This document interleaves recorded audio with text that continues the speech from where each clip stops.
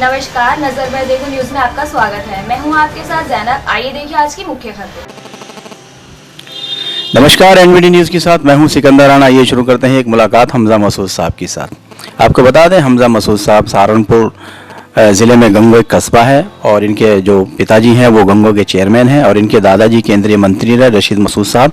एक पॉलिटिकल परिवार के चश्मे चिराग हैं और आप अलीगढ़ यूनिवर्सिटी से अभी फारिग हुए हैं। हमजा मसूद साहब एक नौजवान नेता हैं। आपकी एक छवि है, आप छात्र नेताओं में आप सबसे ज़्यादा एक्टिव रहते हैं और कोई भी समस्या होती है सबसे पहले आप पहुंचने का काम करते हैं। तो मैं आपसे ये जानना चाहता हूं कि इन दिनों जो मुद्दे चल रहे हैं किसानों को लेकर, और क्योंकि आपके परिवार में किसानी रही, तो आपके मन में कितना दर्द है किसानों को लेकर और वास्तव में ये पीड़ा जो है वो आप कैमरे पर बयान करें। देखिए, देश का जो किसान है उससे लगातार प्रताड़ित करा जा रहा है।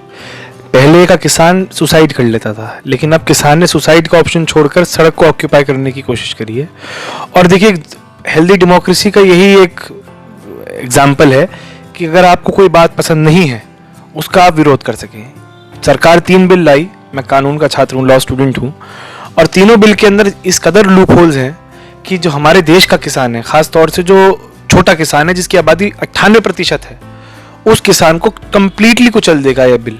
इन्हें ये समझ नहीं आ रहा है, भारतीय जनता पार्टी और माननीय श्री नरेंद्र मोदी को, कि ये देश का किसान ही देश को आगे ले जाने वाला है। 85% आबादी इस देश की जो है वो किसानी से जुड़ी हुई है।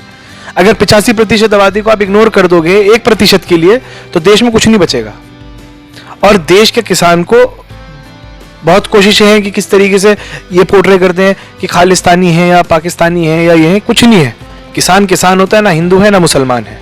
अच्छा, बताइए कि वो बिल कौन से थे जो 3 बिल लाए हैं केंद्र सरकार और जिसको लेकर आज सभी लोग सड़कों पर। देखिए, सबसे पहले तो इनका जो इन्होंने एमएसपी के ऊपर लेके जो बात करी है, बिल के अंदर जिक्र ही नहीं है एमएसपी का।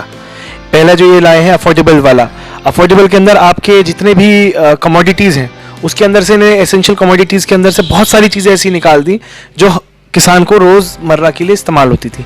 सेकंड पॉइंट जो इसके अंदर आप बिल के अंदर देखेंगे कि बिल के अंदर मंडी को ये फ्री करने की बात कर रहे हैं कि मंडी का कोई इसके अंदर रोल नहीं होगा।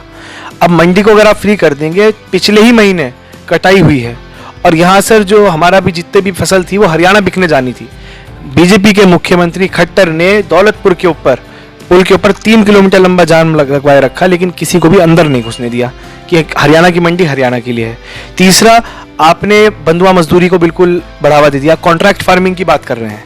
कॉन्ट्रैक्ट फार्मिंग के अंदर अगर कोई बड़ी कंपनी अगर आपको हरास कर रही है या फिर आपको परेशान कर रही है किसी छोटे किसान को, तो अपील कोर्ट के अंदर नहीं है, इसकी अपील आपने रख दी एसडीएम के कोर्ट के अंदर। अब कौन सा एसडीएम ऐसा है जो छोटे किसान की सुनेगा और बड़ी कंपनी की नहीं सुनेगा?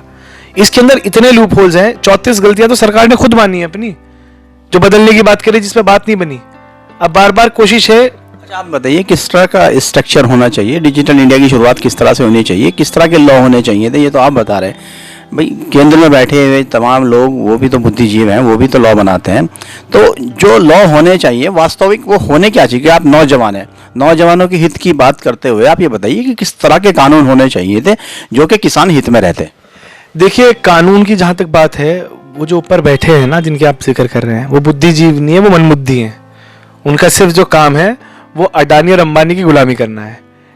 23 कंपनियां बेच दी अब तक नरेंद्र मोदी ने। और जो कानून बनाने चाहिए वो देश हित में होने चाहिए। अब देश हित की परिभाषा क्या है? इनकी परिभाषा अलग है, हमारी परिभाषा अलग है। हमारी परिभाषा ये है कि सबके लिए काम हो, सिर्फ एक वर्ग को ना देखा। यानी आपका सीधा सीधा इल्जाम है देश हित में कार्य नहीं हो रहा है। यानी नोटबंदी हुई, देश हित में नहीं हुई।